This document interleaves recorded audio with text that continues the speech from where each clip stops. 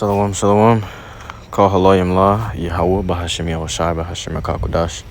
Double honors to the elders and apostles, a great millstone to teach and move well. Peace and salutations be to hopeful elect. I'm Brother Atazam Gabar coming at you from the Prophets in Babylon camp here in Tampa, Florida. And this lesson today is going to be going into this picture, this post. The beloved brother William Bradley 144K on Instagram posted. He says, the post says, developing one of the world's deadliest volcanoes responsible for killing 25,000 people in 1985 is poised to erupt in the coming days. Capitalize on days, man. You know, and check this out, man. The Lord is really sending plagues out in the earth. You know, and this volcano that killed 25,000 people, you know, 35 to 40 years ago, is now about to erupt again. It says one of the world's deadliest volcanoes, man. You know, so that's a dangerous volcano. The Lord is, you know, working the earth, man. You know, it says, according to the Daily Mail, Colombia's Nevada del Ruiz registered an unbelievable 6,000 earthquakes per day last week, leading officials to raise the alert to the second highest scale and evacuate more than 2,500 families in the area. Some 57,000 people live in the volcano's hazard zone, which is spread across parts of 6 provinces, according to Colombia's Geological Service. Scripture this brother dropped was 2 Ezra 15:14, woe to the world and them that dwell therein. So destruction be to the world and them that dwell therein, because many plagues are going to be sent upon it, and are already being sent upon it. Acts 2:19, and I will shew wonders in heaven above and signs in the earth beneath, blood and fire and vapor of smoke. All right, so there you have it. The Lord is going to show them signs, man. Blood, fire, vapor, and smoke. There's signs appearing already, man. You know? Let me grab this. You know, because I was in on that brother's precepts. I'm going to grab mine now. In the book of Luke, chapter 12, and verse 49, I am come to send fire on earth, and what will I if it be already kindled? So the Lord is coming to send death, destruction, and disaster upon earth. But when he gets here, it's going to already be kindled, because guess what? The Lord is already sending them plagues, man. You know, before the Lord arrives, and you know, physically arrives, there's going to be many disastrous things and catastrophic disasters that take place on earth. You know, in this world, man, and especially here in Babylon, you know, but the entire earth is going to be mourning and weeping because of what? The Lord is going to be sending them plagues upon it heavily, and it ain't going to slack a moment. Like the birth pains, you know, let me grab that. Birth pains, which pains slack not a moment, you know, because it's a good analogy to what's about to be happening to this place here in Babylon, man. In the book of 2 Ezra, chapter 16, and in verse 38, as when a woman with child in the 9th month bringeth forth her son, with 2 or 3 hours of her birth, great pains compass her womb. So guess what? The Lord is about to be, the Lord represents that birth, man. The Lord represents that, you know, that delivery. When the baby comes out, when the Lord comes out, guess what? He's getting closer and closer to the Lord being delivered, you know, here to you know, coming to the earth, you know. It's like a baby being delivered. And guess what? When a baby's being delivered, she gets birthing pains. She gets birth pains. And it says 2 or 3 hours of her birth, great pains compass her womb, which is very close to the birth. You know, when you see the birth pains taking place now, it means we're very close to the Lord's arrival, man. His second arrival and appearance. It says, which pains, when the child cometh forth, they slack not a moment. So they ain't going these plagues ain't gonna slack a moment. You're gonna get hit with one plague and then get hit with another one right after. You know, ever since 2019, 2020, the plagues have been coming back to back, man. Things have been happening back to back, and it's like the world has not gotten a break since, you know. And the world is mourning, man. Matter of fact,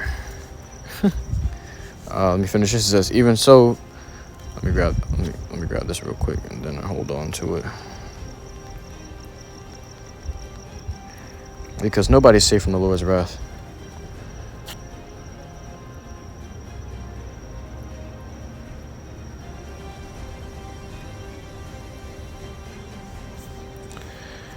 It says, even so shall not the plagues be slack to come upon the earth, and the world shall mourn, and sorrows shall come upon it on every side. So the world is already mourning, and it's gonna get only worse. It's only gonna get worse. It's only gonna get worse, man. You know, sorrow is gonna come upon the world on every side, and the world is mourning. You know, and it's only going to get worse, man. It's not gonna get no better for this place until the Lord comes. Do the birth pains get better before the baby comes? No. So how about when these plagues that are hitting the earth, are they going to get better before the Lord's arrival? No. They're going to get worse because the Lord is getting closer and closer to popping and cracking the firmament open, you know, and pulling up on this place and really reaping havoc on this place, man. We grab this in the book of Ezekiel. It says, Ezekiel chapter 21, verse 5, that all flesh may know that I, the Lord, YAHAWASHI, have drawn forth my sword out of his sheath. It shall not return anymore. So guess what? The Lord has drawn his sword out of his sheath. He has declared war upon this place, man. The Lord has, what the scripture say? Matter of fact, let me grab it. Because it's all too simple, man. Exodus chapter 15, verse 3, the Lord, YAHAWASHI, is a man of war. The Lord is his name. Okay, so the Lord is a man of war. Now it says that all flesh may know that I, the Lord, Yahawah, BAHASHAM YAHAWASHI, have drawn forth my sword out of his sheath. It shall not return anymore. You got them samurais when they got their swords outside of his casing, which is called a sheath. When they pull that sword out, they ain't gonna put it back until they draw blood, man. You know, it's the same thing with the Lord. He said he ain't putting that sword back. He putting the sword down until this place is done. You know, until YAHAWASHI arrives, and that's gonna be the ultimate, you know, get fucked up. Hashtag get fucked up. Because the Lord gonna fuck this place up, man. You know, you really think you safe? You really think you in security? The Lord saying in your security, he gonna take your ass, man. Let me grab it.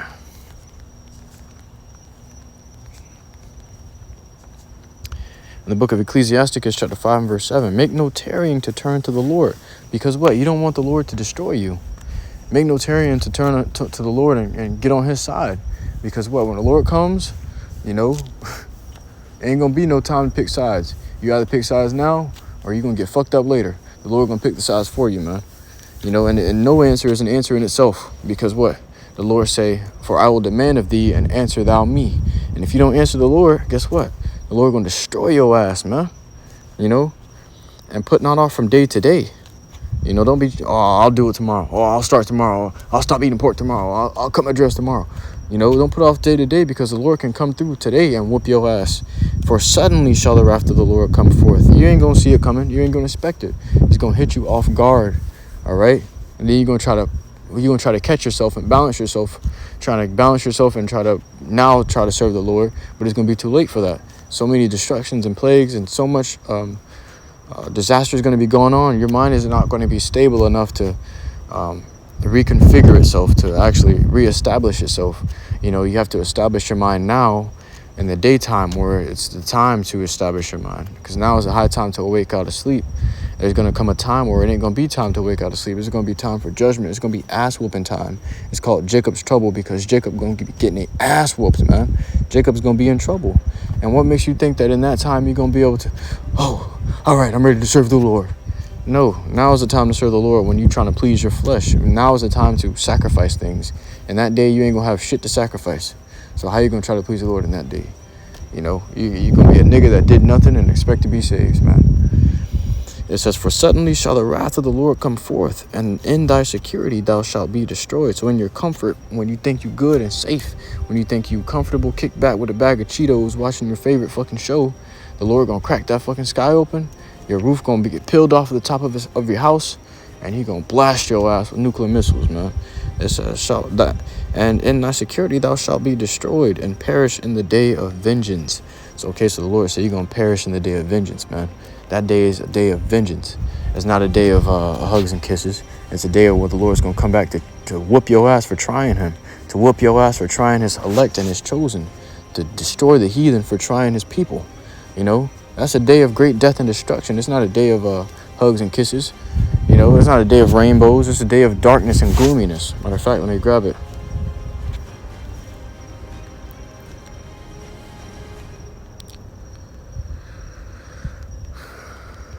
In the book of Amos, chapter 5 and verse 18, Woe unto you that desire the day of the Lord, YAHAWASHI. To what end is it for you? So what are you going to get out of it?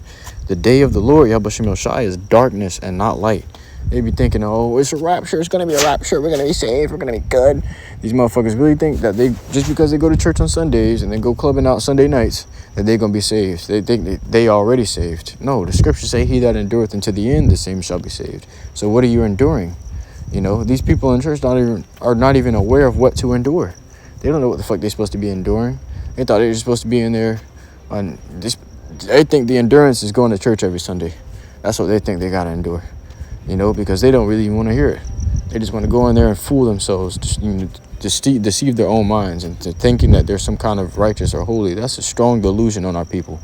You know, our people are very destroyed. And it's sad, man, but ain't nothing you can really do about it. As if a man did flee from a lion and a bear met him, or went into the house and leaned his hand on the wall and a serpent bit him. That's how dangerous it's going to be in that time. That's how disastrous and scary it's going to be in those days. You're going to be calling upon the Lord at every fucking second. You know, it's not going to be a time where you can just lay back and kick it or drink wine and shit. Now, the servants of the Lord may be able to do such things as those because they're going to be taken care of in those days. But you wicked ass 2/3 niggas don't even think about it. That's what you're doing right now. And what are the Lord's elect doing right now? They're suffering. They're suffering for him. Because what? They're sacrificed and sacrificed and sacrificed. And have given and given and given. And continue to do so. But what are you doing? You're taking and taking. You know? Pleasing your flesh as much as you can before the world ends. You know, there's a literal mindset on the people right now to live it up as much as they can and do as much wickedness as they can before the world ends. That's an actual mindset on the people. They call it YOLO. You only live once. They call it no regrets. You know, meaning to go and do what the fuck they want to do before the world ends. You know, try to have as much fun as possible and destroy yourselves as much as possible before the world ends. None considering that you still have to pay a visit to the Lord, YAHAWASHI, at the end of your life. That you still got to live again. You know, matter of fact, let me grab that and we'll come back to this Amos.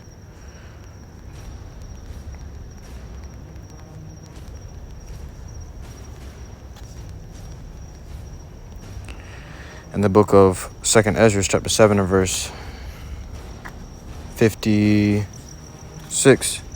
For while we lived and committed iniquity, we considered not that we should begin to suffer for it after death. Okay? They didn't consider that there was going to be they're going to have to suffer for it after death, man. You know, that because you get reborn again. The spirit doesn't die, but the body does. You will come back in another body. And you're going to pay for what you did in the last body, which is now in the earth, which will be in the earth. When it's in the earth, you're going to get a new body. And you're going to have to pay for the sins of what you did in the last body. Those scriptures say we all must appear before the judgment seat of Yahawashi Mashiach to answer for the things we have done in this body, whether it be good or bad, roughly paraphrasing. All right, so we have this scripture here. In the book of 2nd Ezra, chapter 14 and verse 34. Therefore, actually, no, that's not the one. Salakia. Actually, yeah. It says, 2nd Ezra 14 and 34. Therefore, if so be that ye will subdue your own understanding and reform your hearts, which is your mind, to reconfigure you got to reestablish your minds, man. You got to set the mind in place now. You got to put discipline and walls up in your mind to protect you from wickedness and to protect you from going away from the Lord and walking astray. You got the sheep. The Lord is the sheep. The Lord is the shepherd and we are the sheep. You know, and he's leading us into salvation. And when one of the sheep start to go off into the woods or go off and get lost, it's going to get torn by a wolf or torn by wherever, a bear, whatever it may be, you know. But you got to reestablish your minds and reform your hearts so that you won't have to go astray. It says, ye shall be kept alive. Look at that, man. Ye shall be kept alive, and after death ye shall obtain mercy. Okay, so the Lord going to keep us. Okay, we're going to be protected and saved. And it's not like we're going to be, it's not like it's not like we're going to die in that day, man. You know, not everybody's going to have to taste death. The scriptures say there be some standing amongst you today that shall not taste of death. You know, so you ain't going to have to taste death in that day, man. If you be the Lord's men, Lord will. You know, some of the elect may have to taste of death. They may have to be martyrs, but there's going to be some elect that won't taste death. And the only death is going to be the death of this body, because they're going to be changed, you know. But you're not going to die in the second death. You're not going to die by burning or fire. You're not going to die a gruesome or painful death. Because scriptures say the sting of death is sin, you know. The sting of death, you know, is there's a sting to death, man. There's a bitter feeling to it. Even going out or dying, it's bitter, you know. But it's not going to be that for us if we do have to, you know, if we do, you know, change these bodies. If we get these bodies changed, if we be of those men, these bodies changed, it's not going to be a sting.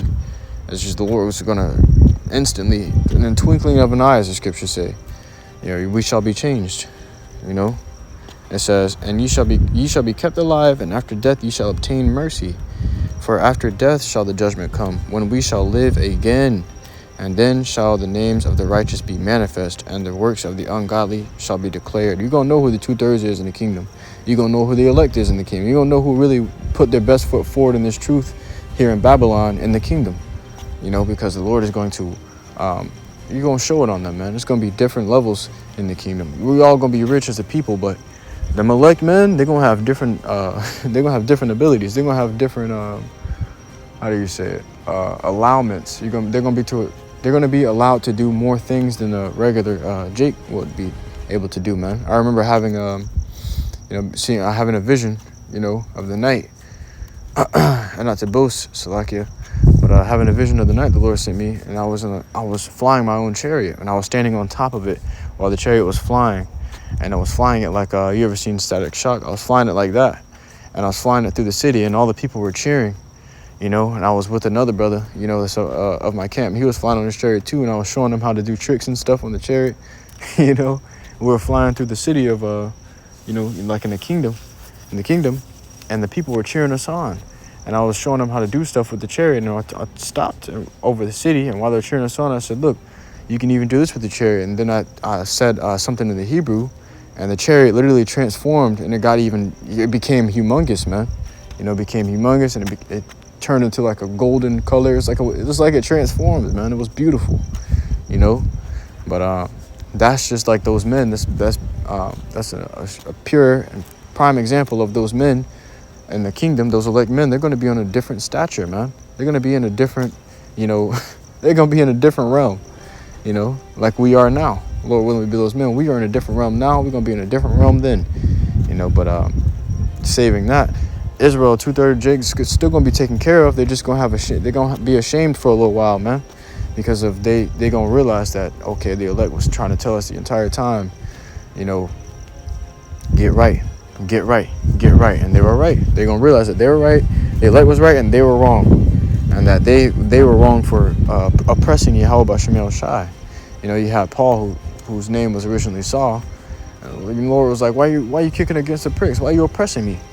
You know, and, you know, he changed the name into Paul, and he became, you know, one of the greatest apostles in the book, man. You know? But it says, for after death shall the judgment come, when we shall live again. And then shall the names of the righteous be manifest, and the works of the ungodly shall be declared. Okay, so there you have it, man. You know.